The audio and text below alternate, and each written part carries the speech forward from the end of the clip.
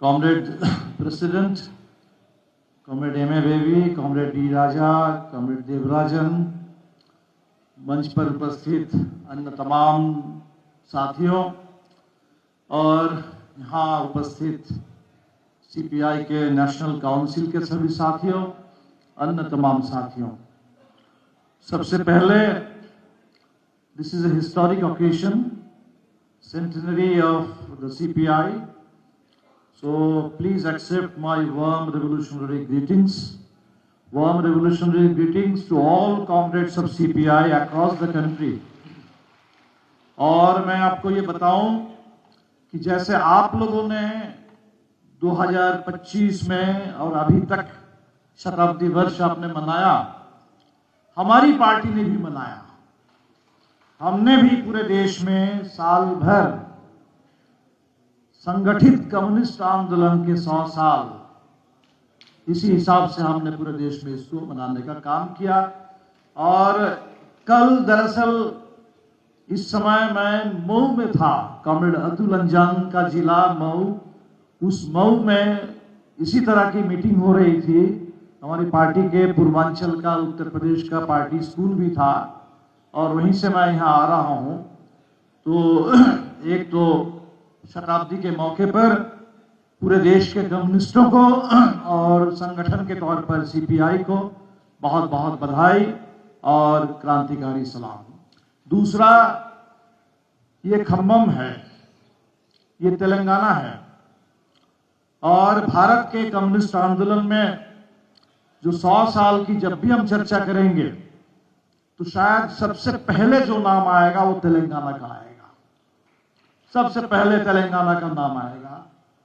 और हमारी भी पार्टी जब बनी नक्सलवादी के किसान विद्रोह के बाद 1969 में, तब से लगातार जब भी हम देश में कम्युनिस्ट आंदोलन की चर्चा करते हैं, 3 नाम हम एक साथ लेते हैं, तेभागा, तेलंगाना, नक्सलवादी। ये 3 भारत के कम्युनिस्ट आंदोलन में, किसान आंदोलन में, क्रांतिकारी आंदोलन में पूरे शानदार glorious chapters in Indian communist movement. और इसीलिए इस मौके पर तेलंगाना के तमाम शहीदों को, तेलंगाना के तमाम नेताओं को खास तौर पर मेरा लाल सलाम। उस जनरेशन को बासर पुन्नैया हो या सुंदरैया हो, उनसे मिलने का मौका नहीं मिला, लेकिन कॉमरेड सी राजेश्वर राव से मिलने का, बात करने का मौका मिला, कॉमरेड सुधाकर रेड्डी से बात करने का मौका मिला, तेलंगाना के बहुत सारे नेताओं से मिलने का मौका मिला। तो तेलंगाना आंदोलन से जुड़े तमाम शहीदों को, साथियों को, उन तमाम लोगों को मेरा लाल सलाम। जाहिर सी बात है कि हम लोग आज जो बात कर रहे हैं अभी, आज का भारत, 100 साल का इतिहास हम पार करके आए हैं। आज का भारत और हमारे सामने क्या चुनौतियां हैं। आज के भारत की अगर बात करें, हम आपको कुछ तस्वीरें दिखाना चाहते हैं टुकड़ों में। If you are a migrant worker, if you are a Bengali speaking migrant worker, and if you are a Bengali speaking Muslim migrant worker, तब आज पूरे देश में इस समय you are at great risk. इस देश के किसी भी कोने में कहीं भी आपको पकड़ करके आपकी हत्या कर दी जा सकती है। This is India Today. India Today का मतलब है कि any migrant worker can be killed. और हमने केरला में देखा है, you don't have to be a Bengali speaking migrant worker, you don't have to be a Muslim migrant worker, you can be Ram Narayan Baghel from Chhattisgarh. Chhattisgarh के राम नारायण बघेल को बांग्लादेशी कह करके, बांग्लादेशी तो नहीं हो, उसकी हत्या कर दी जाती है केरल में। This is India today.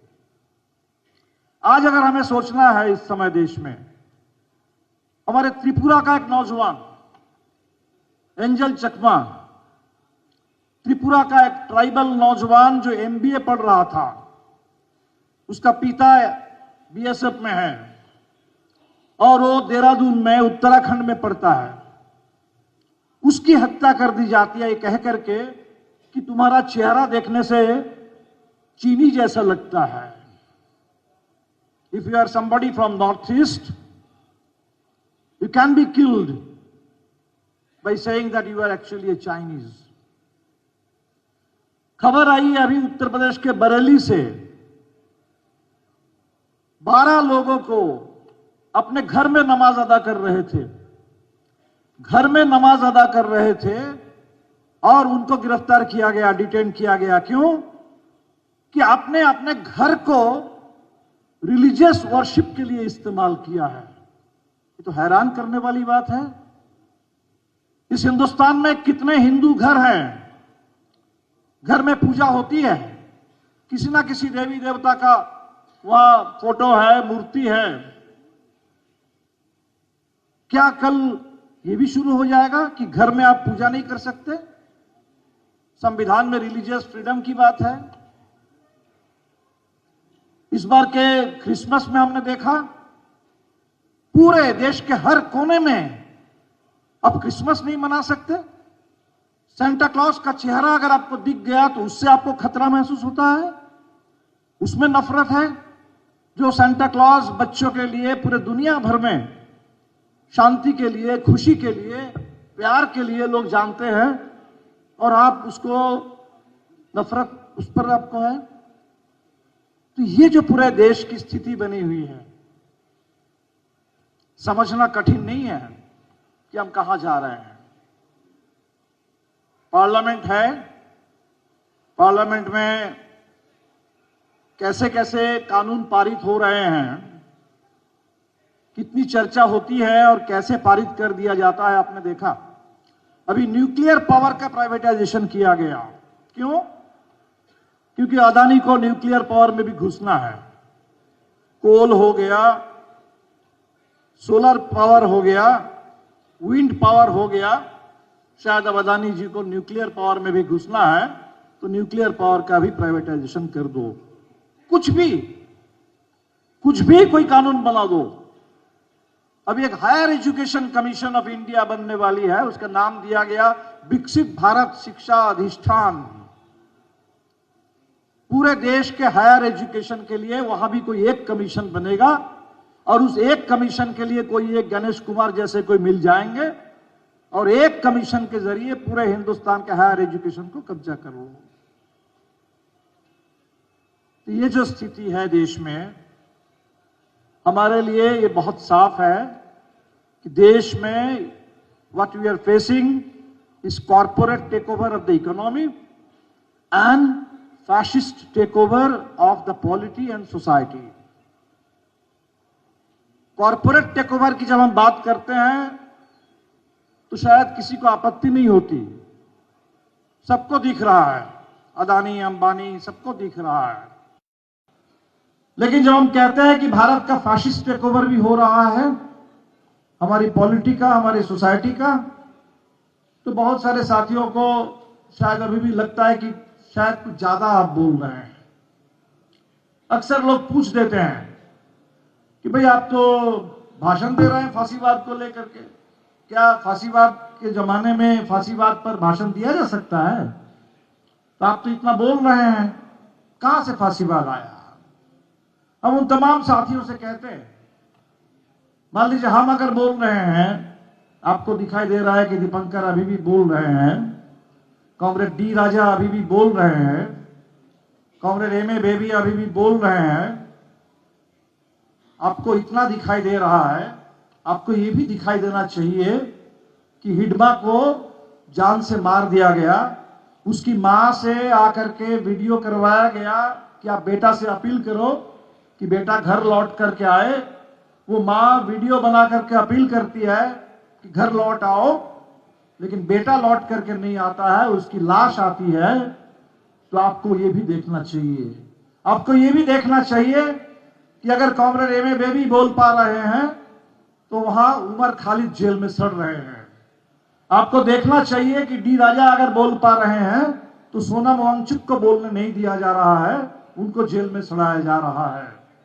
इसीलिए इंतजार मत कीजिए उस दिन का इंतजार मत कीजिए जब किसी के पास बोलने के लिए कोई अधिकार नहीं होगा। अभी वक्त रहते इसको रोकने की कोशिश कीजिए। कुछ लोग कह रहे हैं कि भाई अभी तो पार्लियामेंट है, अभी तो चुनाव है पार्लियामेंट है, लेकिन उस पार्लियामेंट में राहुल गांधी तक की पार्लियामेंट मेंबरशिप खत्म कर दी जाती है एक डिफेमेशन सूट ला करके। आपको पार्लियामेंट दिखाई दे रहा है और कैसे आसानी से इस देश के किसी नेता की संसद की सदस्यता खत्म कर दी जा रही है, ये नहीं दिखाई दे रहा है। आपको चुनाव दिखाई दे रहा है, चुनाव आयोग नहीं दिखाई दे रहा है, एसआईआर नहीं दिखाई दे रहा है। अभी 25 जनवरी को चुनाव आयोग ने कहा है कि नेशनल वोटर्स डे, आजकल 26 जनवरी हम रिपब्लिक डे मनाते हैं, and on 25th January, the foundation day of the Election Commission of India, we celebrate as National Voters Day। और आज स्थिति क्या है? अभी एसआईआर चल रहा है, एसआईआर चल रहा है, बिहार में एसआईआर हो गया। उस एसआईआर का क्या परिणाम निकला आपने देखा। और 9 राज्य में और 3 यूनियन टेरिटरी में एसआईआर चल रहा है। अभी 12 राज्य में, अभी हिंदुस्तान का बहुत बड़ा हिस्सा बचा है, 12 राज्य में 7 करोड़ लोगों का नाम चला गया, 7 करोड़। पश्चिम बंगाल में करीब 60 लाख के नाम गए, 1.5 करोड़ लोगों को हियरिंग के लिए बुलाया गया कि आपका नाम ठीक नहीं है, लॉजिकल डिस्क्रिपेंसी है, आपके परिवार में 6 बच्चे कैसे हैं, 6 बच्चों का एक पिता कैसे हो सकता है, तरह तरह की बातें। अमर्त्य सेन को एसआईआर के हियरिंग में बुलाया जा रहा है, सबको बुलाया जा रहा है। ये डिसएनफ्रेंचाइजमेंट, मैस डिसएनफ्रेंचाइजमेंट। हिटलर भी चुनाव से ही आए थे, चुनाव जीत कर ही हिटलर बने, और चुनाव के बाद इस तरीके से पूरे तंत्र को उन्होंने बदल दिया कि 1 नेशन 1 पार्टी 1 लीडर 1 स्टेट बन गया वहां। तो इसीलिए हमें लगता है कि हम लोगों को बहुत इसके लिए इंतजार नहीं करना चाहिए। अगर दिमाग में वो जर्मन पैमाना हमने बैठा लिया है कि भाई जर्मनी में तो गैस चेंबर बने थे, 60 लाख यहूदियों की हत्या कर दी गई थी, अभी हमारे यहां तो गैस चेंबर अभी तक नहीं दिख रहा है, अभी तो 60 लाख का आंकड़ा तो नहीं आया है। इसके लिए इंतजार मत कीजिए। कम्युनिस्ट कभी इंतजार नहीं करते। कम्युनिस्टों का काम है वर्तमान में, बल्कि उनका भविष्य का प्रतिनिधित्व करते हैं, इतिहास से सबक लेते हैं। इसीलिए मैं तमाम आज देश के वामपंथी साथियों से खास तौर पर अपील करूंगा, इस समय ये जो पूरे फैशिस्ट टेक ओवर, उस टेक ओवर को, वो टेक ओवर की प्रक्रिया है। अगर हम अभी इसको रोक नहीं पाएंगे तो टेक ओवर जब पूरा हो जाएगा तब आपके पास बचेगा नहीं कुछ। टेक ओवर की प्रक्रिया से हम जूझ रहे हैं, गुजर रहे हैं, तो उस टेक ओवर की प्रक्रिया के खिलाफ अभी समय है। समय रहते रहते, थोड़ा बहुत लोकतंत्र बचा रहते रहते, थोड़ा बहुत संविधान, थोड़ी बहुत बोलने की आजादी, ये रहते रहते उसका सही इस्तेमाल करके हम लोगों को इसको रोकना चाहिए। अलग अलग पार्टियां हम लोग हैं, बहुत सारे साथी कहते हैं कि भाई एक पार्टी क्यों नहीं बन जाते। बिल्कुल बन सकते हैं।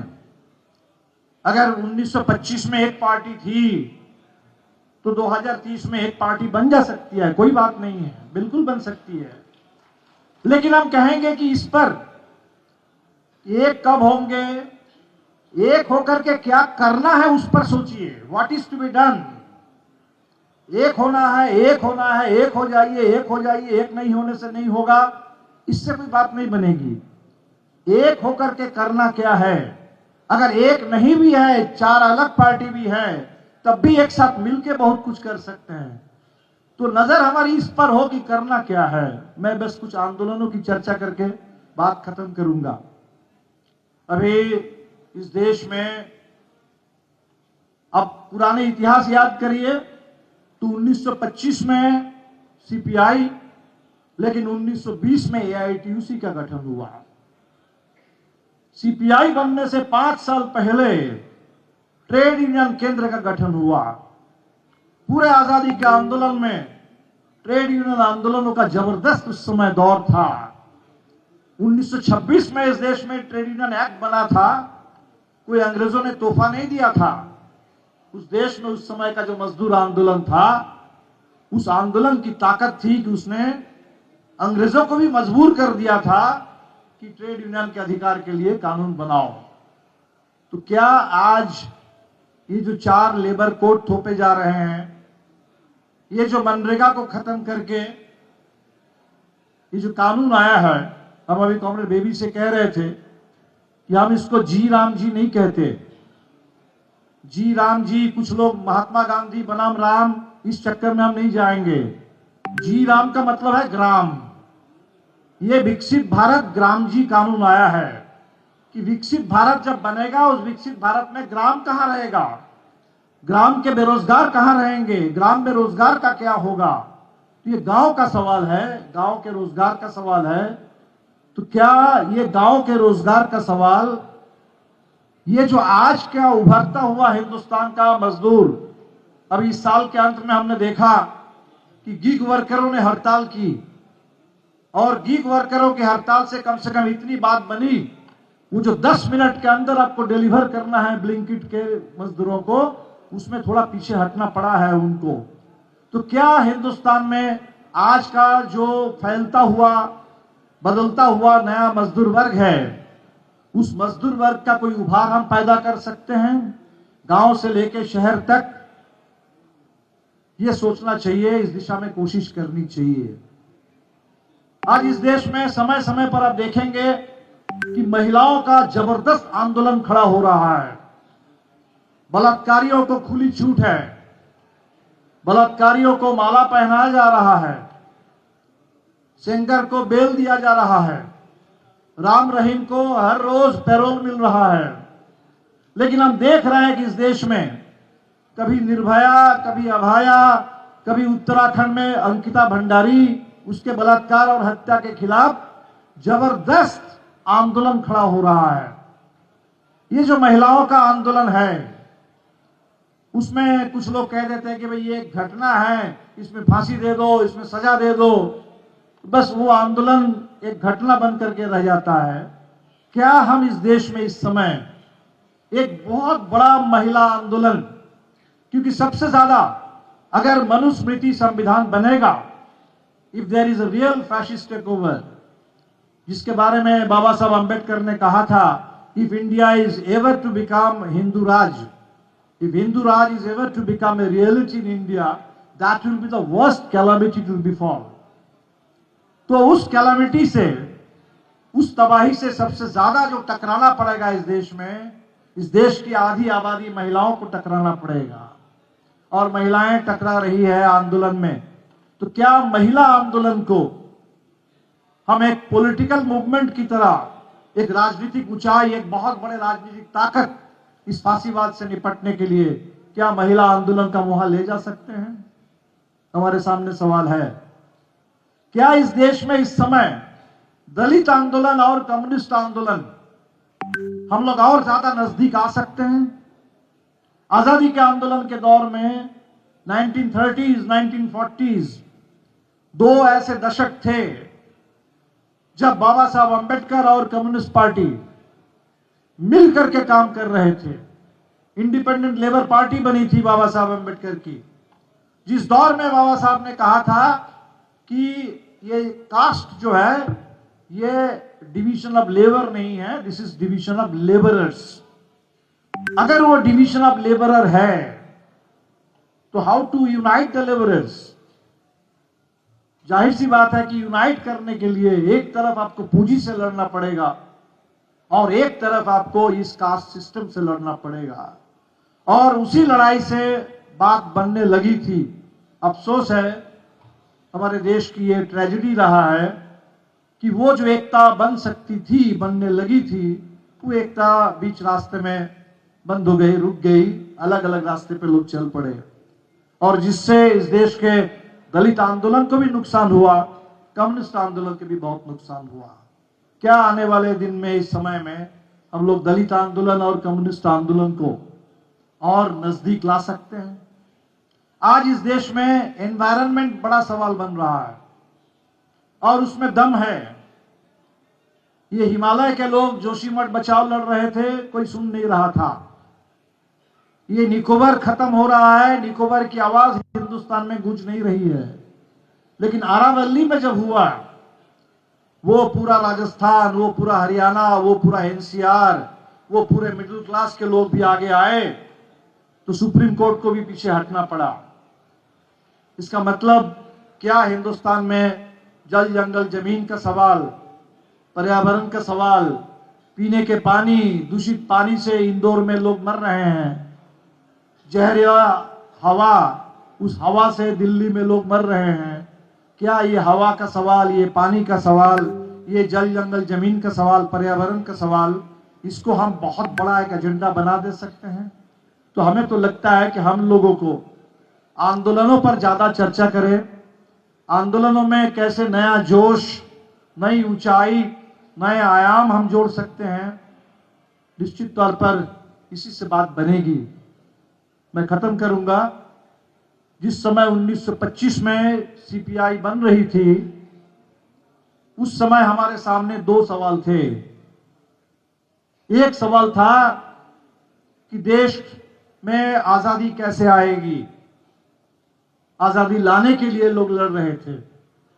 दूसरा सवाल था आजादी कैसी होगी, उस आजाद हिंदुस्तान में क्या जमींदारी और आजादी साथ साथ चलेगी? कम्युनिस्टों ने नारा दिया कि जमींदारी का उन्मूलन हो। क्या इस देश में ये जो छोटे छोटे राज्य थे और राज्य में राजाओं का चलता था, कम्युनिस्टों ने नारा दिया और वो त्रवंकुर से लेकर हैदराबाद से लेकर के पूरे देश में, जो लोग कहते हैं कि सरदार पटेल ने आकर के सबको एक कर दिया, वो इसीलिए एक कर पाए कि अंदर से हर ऐसे जो राजा का था वहां लोग लड़ रहे थे सामंतशाही के खिलाफ, राजशाही के खिलाफ। तो ये जो लड़ाइयां हैं, तो वो दोनों लड़ाई थी। आज की परिस्थिति कुछ बिल्कुल उसी तरह की है। आज हमें फांसीवाद से आजादी चाहिए, फिर एक बार साम्राज्यवाद से आजादी चाहिए। वो ट्रंप के आगे भारत सरकार घुटने टेक रही है, भारत के शासक वर्ग घुटना टेक रहा है। उस ट्रंप से, उस अमेरिकी साम्राज्यवाद से आजादी पूरी दुनिया को चाहिए, हमें भी चाहिए। कॉरपोरेट से आजादी हमें चाहिए, हमें फांसीवाद से आजादी चाहिए। तो आज भी एक आजादी की लड़ाई है और उस आजादी की लड़ाई में जाहिर सी बात है मजबूत लोकतंत्र चाहिए और समाजवाद के दिशा में इस लोकतंत्र को ले जाना है। तो हमें लगता है कि आज ये जो चुनौतियां हैं हमारे सामने, ढेरों चुनौतियां हैं, लेकिन जो big picture is we are facing a stage of corporate takeover and fascist takeover. और इसमें मुझे लगता है कि बहुत सारी बहसें नहीं हैं। जो कह रहे हैं कि भाई क्या भारत में स्टेट फैशिस्ट बन गया, I think honestly this is the red herring. कोई किसी को ये, लेकिन अगर हम इसी तरह से स्टेट का चलता रहेगा, वो दिन दूर नहीं होगा जिस दिन उसका हो जाएगा, वो हो जाएगा। और इसीलिए we have to intervene now, here and now. हमें इसमें हस्तक्षेप करना है, इसको रोकना है। चैलेंज हमारे सामने है, can we stop the fascists, can we stop the fascist, can we stop this fascist take over, can we reverse the process and can we unleash once again powerful waves of working people struggles, powerful waves of communist movement, powerful waves of democratic upsurge in this country। आज 100 साल के मौके पर पिछले 100 साल के अपने तमाम शहीदों को, उन तमाम पीढ़ियों को जिन्होंने हमें ये शानदार विरासत दी है, आज जिस विरासत को लेकर हमें आगे बढ़ना है, सबको सलाम करते हुए मैं अपनी बात खत्म कर रहा हूं। इनकलाब जिंदाबाद।